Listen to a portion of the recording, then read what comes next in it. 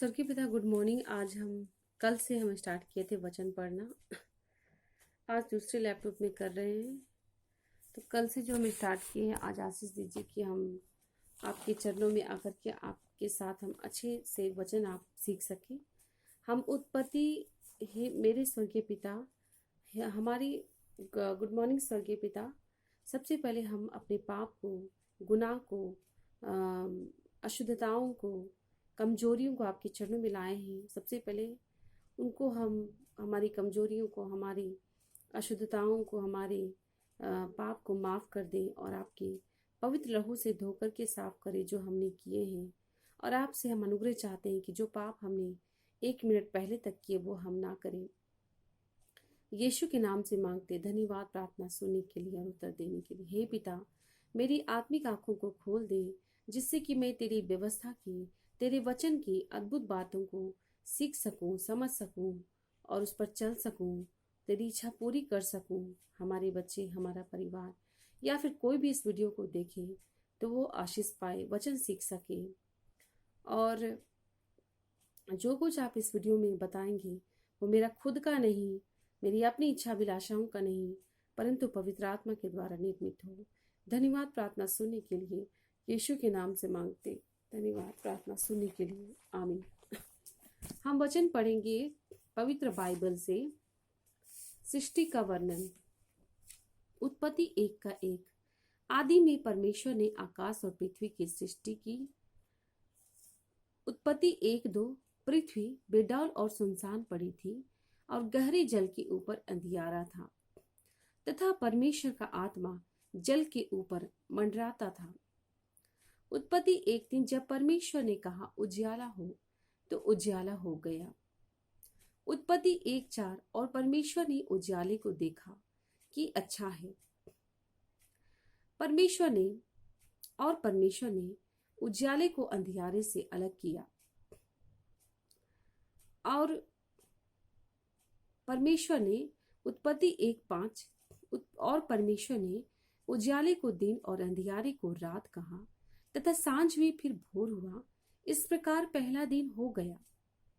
उत्पत्ति 1:6। फिर परमेश्वर ने कहा जल के बीच एक ऐसा अंतर हो कि जल 2 भाग हो जाए। उत्पत्ति 1:7। तब परमेश्वर ने एक अंतर बनाकर उसके नीचे के जल और उसके ऊपर के जल को अलग अलग किया और वैसा ही हो गया।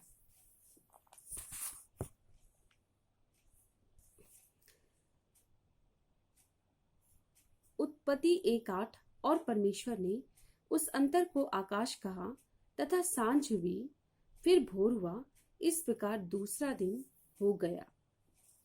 उत्पत्ति 1:9। फिर परमेश्वर ने कहा आकाश के नीचे का जल एक स्थान में इकट्ठा हो जाए और सूखी भूमि दिखाई दे, और वैसा ही हो गया। परमेश्वर ने सूखी भूमि को पृथ्वी कहा तथा जो जल इकट्ठा हुआ उसको उसने समुद्र कहा। और परमेश्वर ने देखा कि अच्छा है। उत्पत्ति 1:11। फिर परमेश्वर ने कहा पृथ्वी से हरी घास तथा बीज वाले छोटे छोटे पेड़ और फलदायी वृक्ष भी, जिनके बीज उन्हीं में एक एक की जाति के अनुसार है, पृथ्वी पर उगे, और वैसा ही हो गया।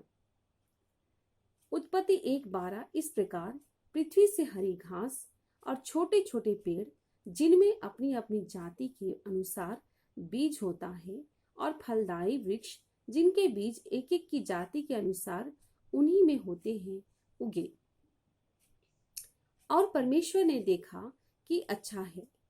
उत्पत्ति 1:13। तथा सांझ हुई, फिर भोर हुआ। इस प्रकार तीसरा दिन हो गया। उत्पत्ति 1:14।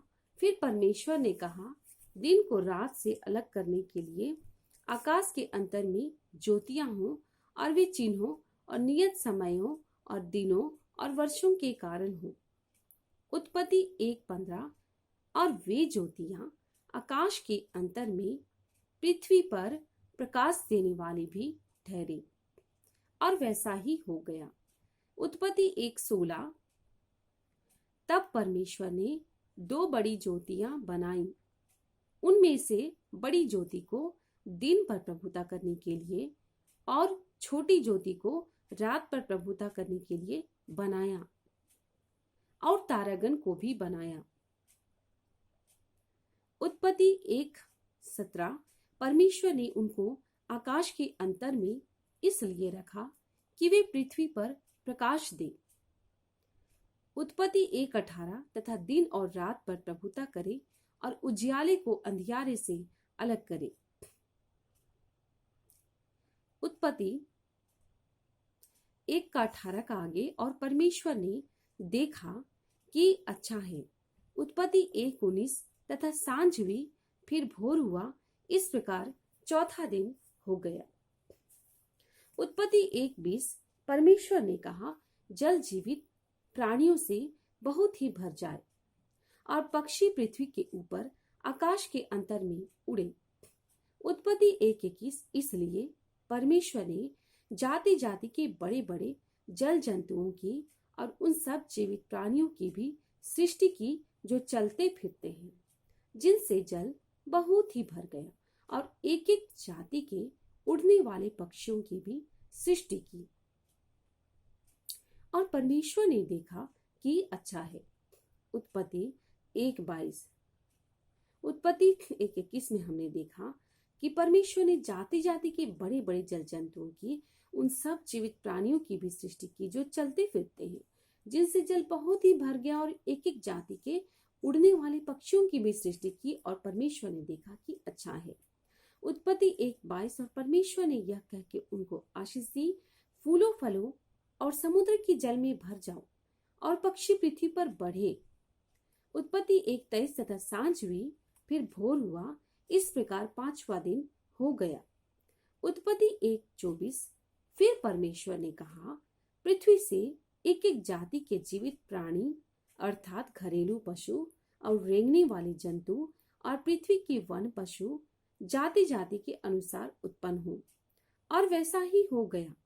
उत्पत्ति 1:25 इस प्रकार परमेश्वर ने पृथ्वी के जाति जाति के वन पशुओं को और जाति जाति के घरेलू पशुओं को और जाति जाति के भूमि पर सब रेंगने वाले जंतुओं को बनाया, और परमेश्वर ने देखा कि अच्छा है।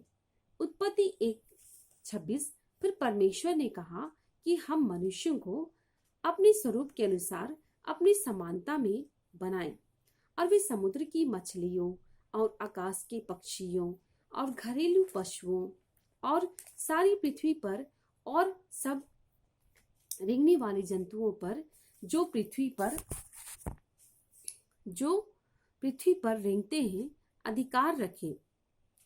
उत्पत्ति 1:27 तब परमेश्वर ने मनुष्य को अपने स्वरूप के अनुसार उत्पन्न किया, अपने ही स्वरूप के अनुसार परमेश्वर ने उसको उत्पन्न किया, नर और नारी करके उसने मनुष्यों की सृष्टि की।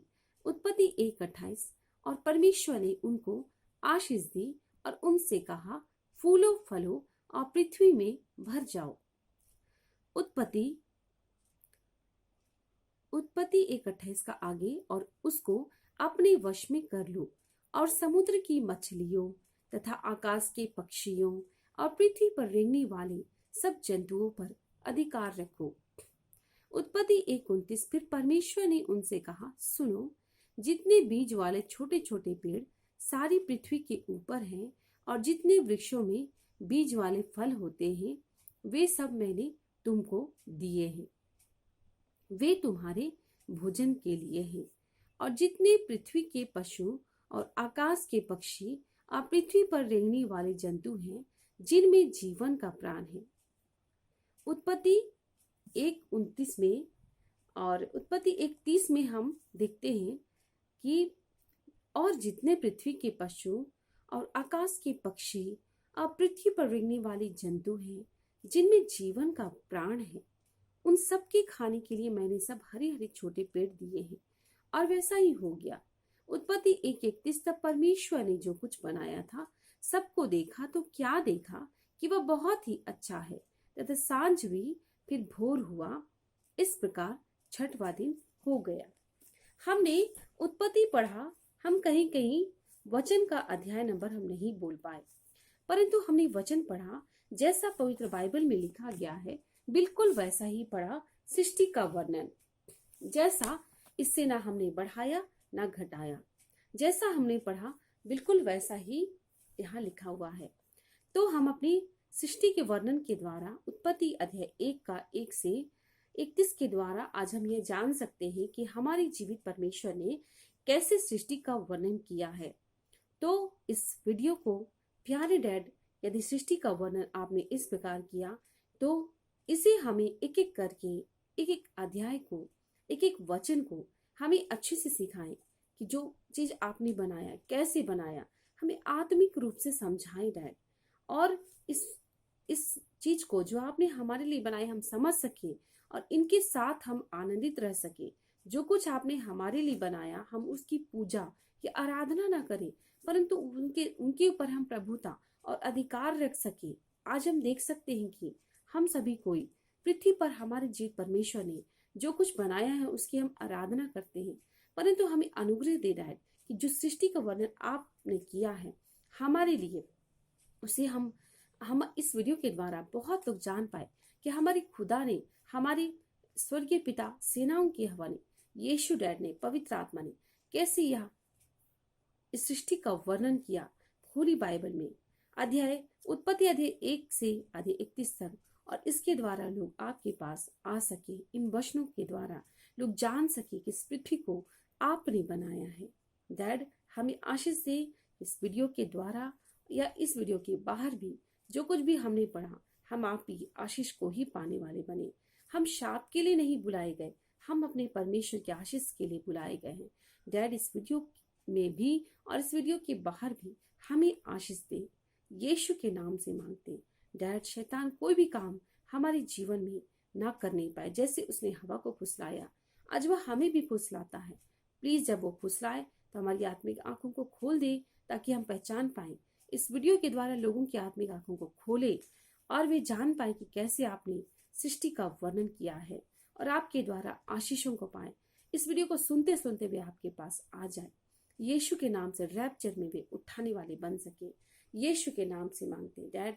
धन्यवाद प्रार्थना सुनने के लिए और इस वीडियो को आशीषित करने के लिए, यीशु के नाम से। Thank you dad. हम इस वीडियो को यहीं तक अंत करते हैं। डैड, आशीषित करें, यीशु के नाम से मांगते हैं, आमीन। Praise the Lord. जय मसीह की।